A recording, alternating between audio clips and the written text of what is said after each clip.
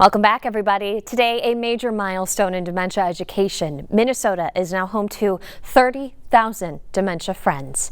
That is more than any state in the country. The program seeks to change how communities, quote, think, act, and talk about dementia. Carla Holt tells us more.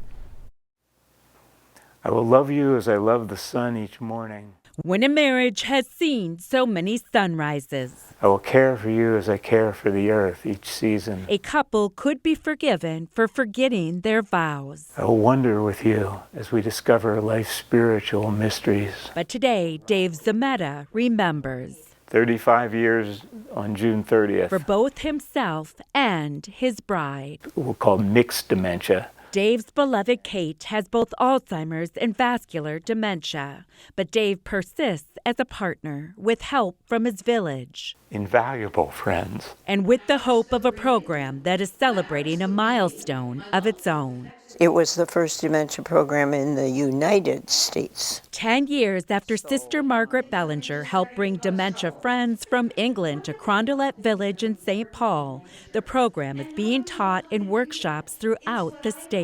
This was one of those aha moments I had. Teaching more than 30,000 people how to be a better friend to those living with dementia. It's a relationship, it's caring, and I think people genuinely want to do and help other people.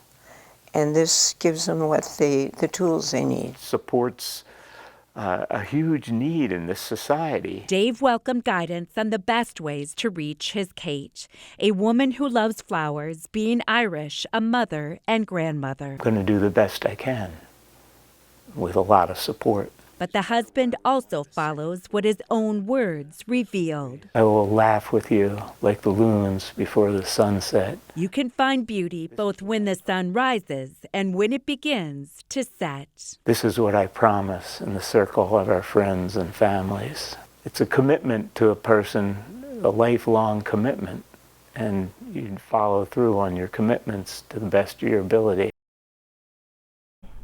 That's so sweet there.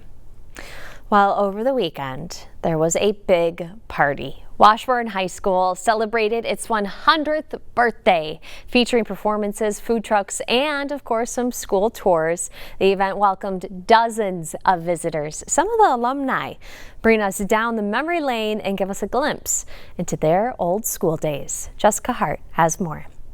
In South Minneapolis, a 100-year-old school Would you like a program? still stands. I can't believe it. I know. We can't believe it. It's really something. It is. Something to be proud of. 100 years of memories This is our class. captured This is a whole group of our friends. in black and white. Washburn has always been a special school for special people. Judy, Marcia, and Janet were a part of the Washburn class of 1958. Well, back in those days, we couldn't wear pants to school. Yeah, we had to wear Slacks, only skirts. Only skirts. And on Fridays, if there was a football game or something, you could wear slacks, but they had to be wool. No jeans. No jeans. No jeans. That's why I wear jeans today, because I couldn't before. A lot has changed since then, but one thing stays the same: love for Washburn. I think the best part of going to Washburn was the camaraderie of the class. A type of love embedded in each class. This community is really, dear to all of our hearts.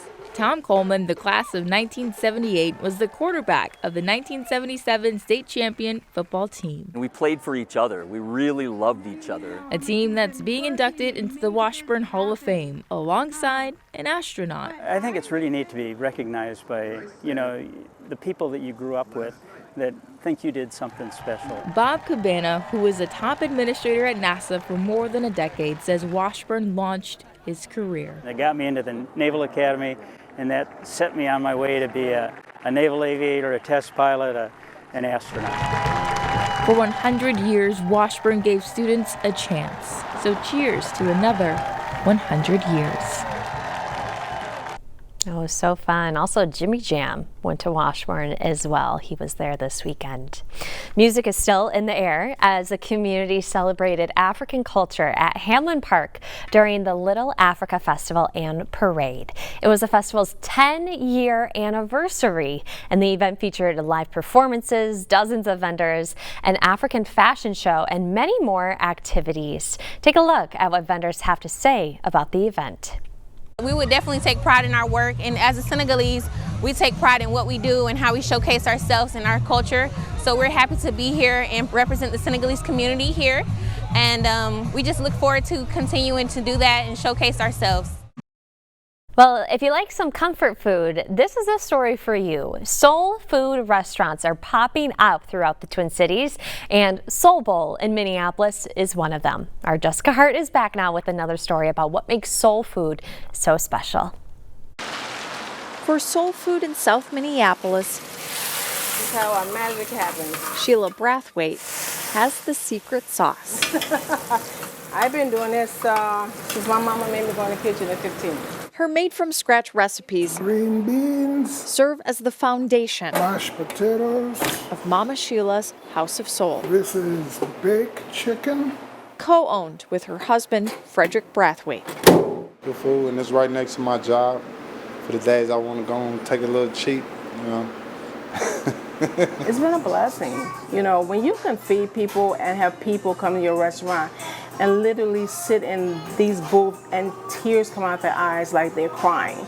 It's just this remind me of my grandmother, my mother. They passed, they died. And this taste of this food just remind me of back home. The restaurant was founded in 2016. Because it's a soul food restaurant, we have James Brown, King of Soul, and then you have here the Queen of Soul, Rita Franklin, and you put a king and a queen together and you end up with a prince, who is an icon of our community. Mama Sheila's serves up food, Ruby Bridges, Michael Jordan, with a side of history. In other words, to show our guests the contributions of Black people in America. People loved us, we went viral. I mean, like we were just busy. And then COVID happened and we just shut down. Meatballs. But they came back fed by the community. This one lady came up to me, held my hand and said, "Thank you. I know what you do is hard, but we really appreciate you and thank you for doing what you're doing every day." That sealed it. The heart behind their soul food. And that was our Heidi Wigdahl there with that great story. Stick with us. We have more news and weather coming up after the break.